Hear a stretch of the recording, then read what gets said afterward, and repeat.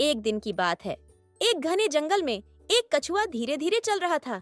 वो बोला, मैं धीरे चलता हूँ पर थकता नहीं।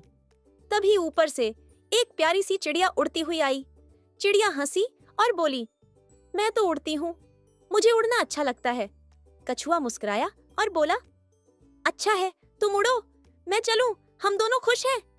चिड़िया भी मुस्कुराई और बोली, सही कहा, सबका तरीका अलग होता है, लेकिन हम सब अच्छे हैं। सीख, हर कोई खास होता है। धीरे चलो या तेज उड़ो, खुश रहो, हमेशा मुस्कुराओ।